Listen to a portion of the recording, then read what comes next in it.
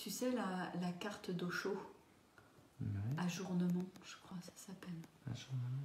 Alors, il n'y a pas ce côté déchiré ici, mais là, c'est ce que je voyais. C'est comme si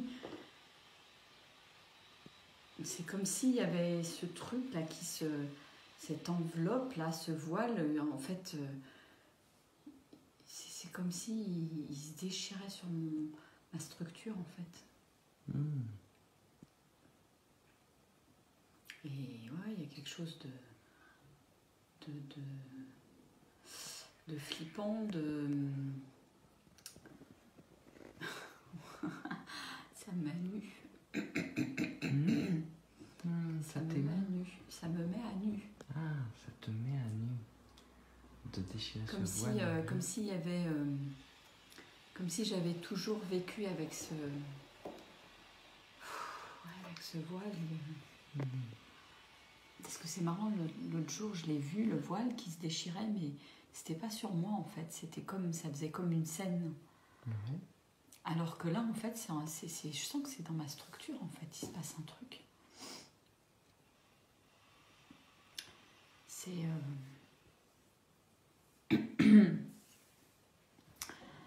ouais, c'est flippant, c'est comme si c'était un habit que je porte depuis des années et que tout d'un coup il se déchire et qu'il faut l'enlever.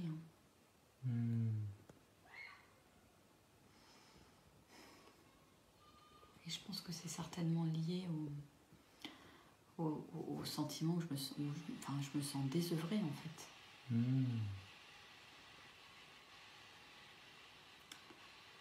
Je sens que c'est à la fois dur de ne rien faire et en même temps j'ai rien envie de faire. C'est très ambivalent, c'est très... Et tu me disais que quand tu étais petite, tu prenais un autre point de vue justement. Ouais, quand j'étais petite, j'écartais les jambes, je mettais ma tête entre les jambes et je regardais la vie à l'envers. Et ça me faisait beaucoup rire. Ça faisait rire aussi ceux qui étaient à côté de moi. Mais... j'ai plein de photos où je prends cette posture à la plage, dans le sable, et je me marre et je regarde la vie différemment, la tête à l'envers. Ça, c'est quelque chose qui était caractéristique de moi quand j'étais petite. Et il n'y a que moi qui le faisais, mes sœurs. Ouais, donc c'est vraiment... Ouais, ça fait écho à ce voile qui se déchire, de peut-être voir la vie différemment, sous un autre angle. Et qu'elle est certainement bien plus rigolote et bien plus belle sous cet autre angle. Mais il y a une partie de moi qui je sens c'est pas qui freine, mais qui est triste en fait. C'est comme un vieux doudou en fait. Un vieux doudou, c'est une espèce de... soit un nounours, je revois, j'avais un nounours quand j'étais petite, je le traînais partout, il finissait par être complètement rabougri, etc. Et là, cette peau-là, ce voile-là, c'est comme si c'était mon doudou, mon nounours, et puis bon, bah voilà, une vie m'invite à lui dire au revoir. Et je sens cette... j'alchimise quelque chose, et en même temps, je me dis, c'est génial, et en même temps, c'est flippant, parce que il y a un espèce de rien vouloir, en fait, là. Et c'est déroutant. Ouais, pour quelqu'un, une femme d'action comme toi, pas évident. C'est... les bras me tombent, enfin, voilà, ça fait limite, je me dis, mais je suis en déprime, j'ai rien envie de faire, j'ai rien envie de... Et en même temps, en allant explorer, effectivement, cette sensation de vide n'était pas un vide, c'était cette image du voile qui se déchire, et derrière, il y a un ciel bleu avec des nuages, il fait soleil, et la vie est bien plus en couleur. Parce que ça enlève le voile gris, en fait. Et ça a l'air bien plus rigolo dessous. Et j'ai l'impression que je traverse ce passage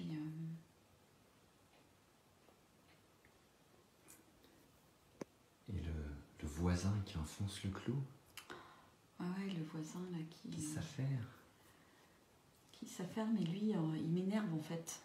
Il m'énerve parce qu'il se barricade en fait derrière ces palissades. Là, il met des palissades et ça m'énerve.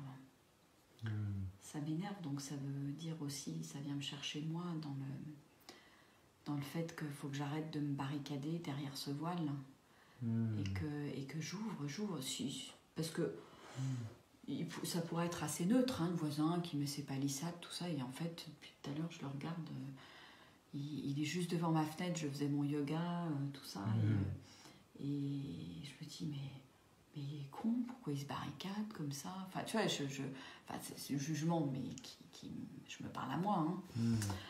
Et il veut plus qu'on le voie. À la fois, il est dans l'action, ce qui est énervant. Oui, il est dans l'action. On n'arrive pas à agir, et à la fois, il se cache. Et il veut plus qu'on le voie, en fait. Et je pense qu'il y a quelque chose qui se joue là-dessus aussi. De quelle manière, toi aussi, tu voudrais qu'on ne te voit plus? Certains moments, il y a ça. C'est plus fort que moi. Je voudrais me cacher dans un petit trou de souris et puis laissez-moi tranquille. Mais en fait, je crois que ça va se passer différemment. Parce que les étoiles, elles sont pas dans les trous de souris. Elles sont bien accrochées dans le ciel, mais ouais, je sens bien comment ça me fait flipper quand même. Hein. Il y a quelque chose qui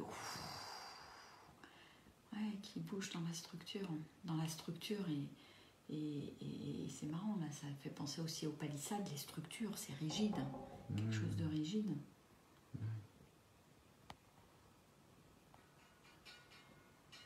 Et puis au contraire, ce qui apparaît, c'est vraiment le cœur qui s'ouvre, qui a besoin de grandir et de voler de ses propres ailes. Mais c'est déroutant. C'est déroutant. En plus, à l'heure actuelle, dans le contexte actuel, de séparation sociale, d'isolement. Oui, c'est un côté un peu flippant. Et en même temps, ouais, je sens que c'est un passage. De toute façon, en étant à l'écoute de ce qui est là, je sais qu'il y a des jours où je vais avoir une grosse énergie, des jours où il y a des creux de vague. Hein, et voilà, juste traverser ces creux de vague en conscience. Ouais. Donc je traverse. Je traverse avec le sourire jusqu'aux oreilles, j'essaye. Même si c'est pas toujours évident.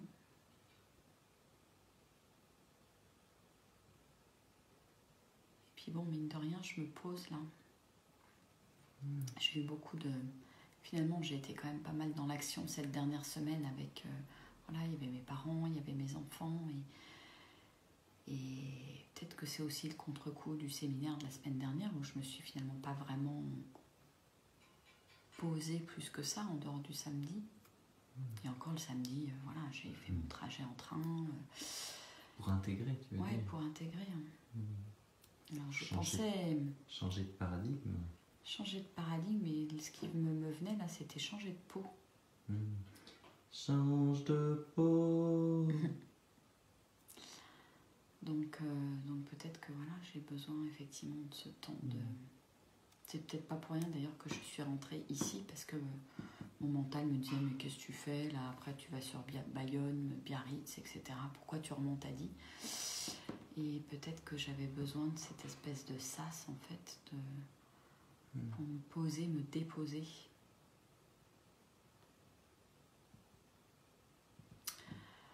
Donc voilà, donc je suis ce qui est là, je suis l'énergie qui est là, ou la moindre énergie qui est là.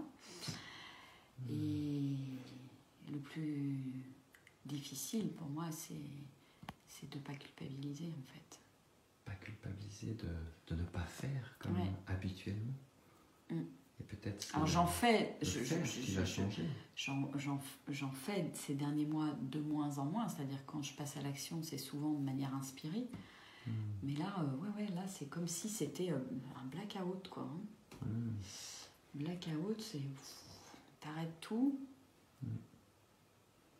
Et si c'était un reset, c'est peut-être mon reset qui se passe là. Et si c'était l'avènement d'un nouveau paradigme, d'une autre façon de matérialiser, de créer dans la matière, de manifester, voilà, sans forcément mettre manifester sans effort. Voilà. Mais je sens aussi, même dans mes méditations en ce moment, je sens que je suis... Je ne sais pas ce qui se passe dans mon corps, mais je sens qu'il y a une vibration là qui... que je me sens électrisée. Ce fameux pétillement qui... Non, c'est encore autre chose. C'est pas le pétillement, c'est comme si... ça fait comme si mes cellules, elles bouent en fait. Mais c'est pas un pétillement. C'est comme si j'ai l'impression d'être plus effectivement énergie que matière en fait à certains moments. Donc c'est étonnant. Et ça me le fait là quand je médite là. C'est comme s'il y avait un truc qui switch. Donc on va voir, Inch'Allah, on laisse la vie faire.